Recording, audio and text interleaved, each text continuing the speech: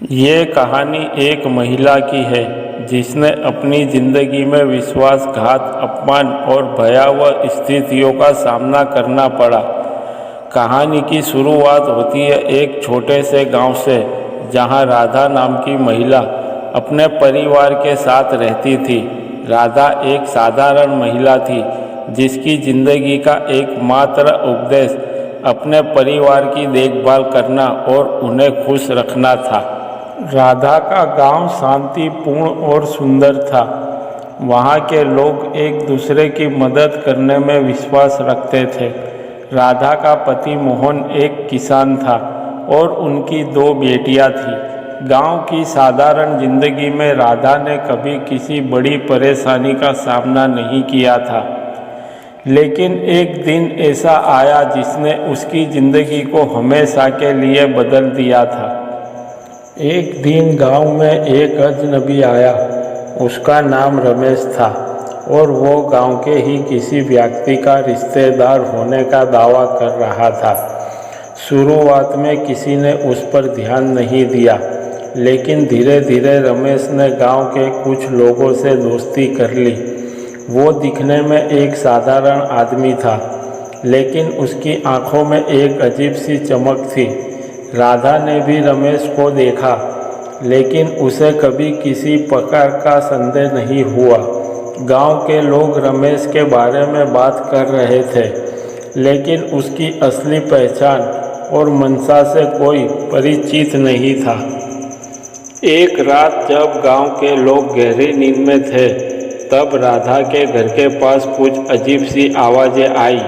राधा जाग गई और उसने देखा कि उसके घर के पीछे किसी की परछाई दिखाई दे रही है। पहले तो उसने इसे नज़रअंदाज किया, लेकिन कुछ ही देर में उसे महसूस हुआ कि कुछ गड़बड़ है।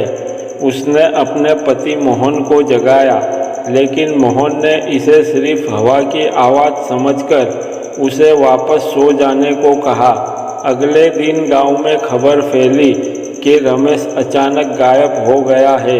गांव के कुछ लोगों ने कहा कि उन्होंने उसे रात को गांव के बाहर जाते हुए देखा था, लेकिन वो कहाँ गया इसका किसी को नहीं पता। कुछ दिनों बाद गांव के बाहर एक सुनसान इलाके में एक महिला की लाश मिली।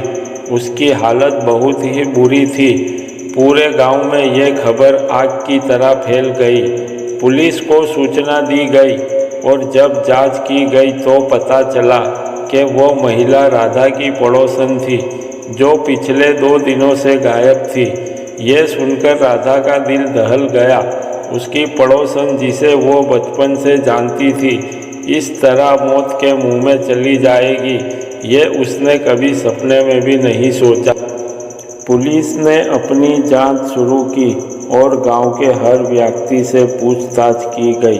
सभी की नज़रें रमेश पर थी, क्योंकि वो उस दिन से गायब था जब से यह घटना घटी थी। पुलिस ने रमेश की तलाश शुरू की, लेकिन वो कहीं भी नहीं मिला। राधा के मन में भी एक डर बैठ गया था। उसे ऐसा लग रहा था कि कोई उसे देख रहा है, उसकी हर गतिविधि पर नज़र रख रहा है। उसने अपनी बेटियों को घर से बाहर निकलने से मना कर दिया। मोहन भी चिंतित था, लेकिन वो इसे सिर्फ एक घटना समझकर भूल जाने की कोशिश कर रहा था। कुछ ही दिनों बाद एक और चौंकाने वाली घटना घटी। एक रात जब राधा अपने कमरे में अकेली थी, तभी अचानक कुछ लोग उसके घर में घुस आए। राधा ने चीखने की कोशिश की, लेकिन उनमें से एक ने उसका मुंह बंद कर दिया। उन्होंने उसे बांध दिया और ज़बरदस्ती उसे एक गाड़ी में डालकर वहां से ले गए। राधा को समझ में नहीं आ रहा था कि उसके साथ क्या हो रहा है। उसका दिल ज़ोर ज़ोर से धड़क रहा था और उसे लग रहा था कि अब उसकी ज़िंदगी ख़त्म हो जाएगी। गाड़ी काफ़ी देर तक चलती रही और राधा को ये भी नहीं पता था कि वो उसे कहाँ ले जा रहे हैं। राधा को एक सुनसान इलाके में एक छोटे से मकान में ले जाया गया।